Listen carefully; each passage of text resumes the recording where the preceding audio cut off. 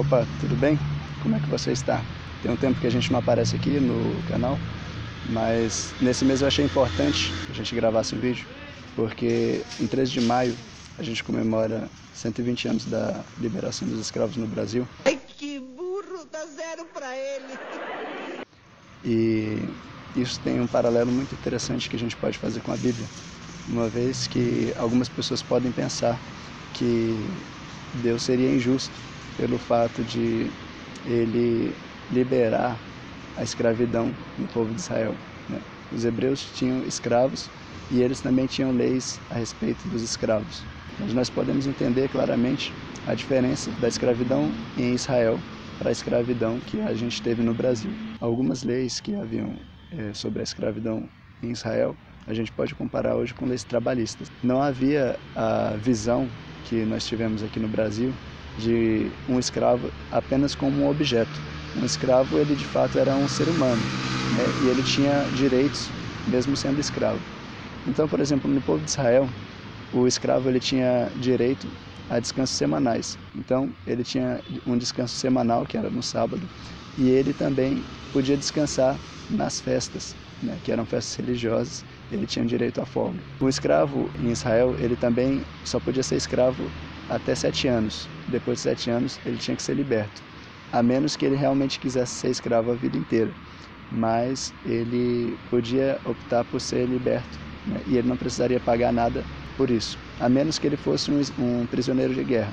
Aí ele não teria esse direito de sair depois de 7 anos, mas ele também tinha o direito de poder ser resgatado, de pagar pela liberdade dele. Existiam outras leis que era, por exemplo, se um escravo fugisse, ele não era obrigado a voltar contra a vontade dele. Ninguém podia entregá-lo ao dono e ele também não podia ser punido pela fuga dele. Quem maltratasse um escravo, quem batesse no escravo, ele tinha que responder criminalmente por isso. E se ele matasse um escravo, ele também teria que ser punido de morte. Os escravos ou as escravas não podiam ser explorados sexualmente, e se uma escrava fosse tomada por esposa, ela tinha todo o direito de proteção pela vida toda. E ali no povo de Israel, muitas pessoas podiam se entregar como escravos, talvez por uma dívida, por problemas financeiros, ou mesmo se ele nascesse de pais escravos, ele seria escravo. Então existiam essas 3 situações para ser um escravo. Diferente do Brasil, que explorou os escravos das formas mais cruéis possíveis, né? Tanto negros quanto índios, e realmente nós fomos um dos países mais escravagistas do mundo e fomos um dos últimos a acabar com a escravidão, embora ainda haja escravidão no Brasil, né? Não de forma oficializada como já foi, mas hoje é crime. Mas o que isso tem a ver com a gente hoje? Tem a ver porque Jesus disse que todo aquele que comete pecado é escravo do pecado. Então, a gente pode olhar e dizer assim, poxa, eu não quero ser escravo.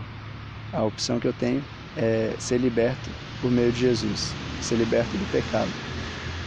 Agora, existem 2 tipos de pecados, e a gente pode entender sobre esses 2 tipos de escravidão que a gente citou, a escravidão no Brasil e a escravidão em Israel. Parece que ser escravo em Israel não era tão ruim assim, inclusive pelos direitos que eles tinham. A gente pode comparar com os direitos trabalhistas que nós temos hoje. Mas no Brasil realmente não era nada desejável ser um escravo. A pessoa era humilhada, explorada de todas as formas. Por fim, existem esses 2 tipos de escravidão. E o pecado, ele também tem 2 tipos, como o pecado que realmente ninguém quer, porque os resultados são degradantes, são tristes, são de sofrimento, são de morte. E realmente são pecados que a gente olha e diz assim, eu não quero essa vida para mim, eu não quero passar por essa situação. Mas existe outro tipo de pecado que é uma escravidão semelhante ao de Israel. É um pecado que aparentemente é bom, é um pecado que aparentemente é tranquilo, é um pecado que aparentemente não faz mal aos outros e pode ser até entendido como sendo bom, como sendo legal, como não sendo pecado.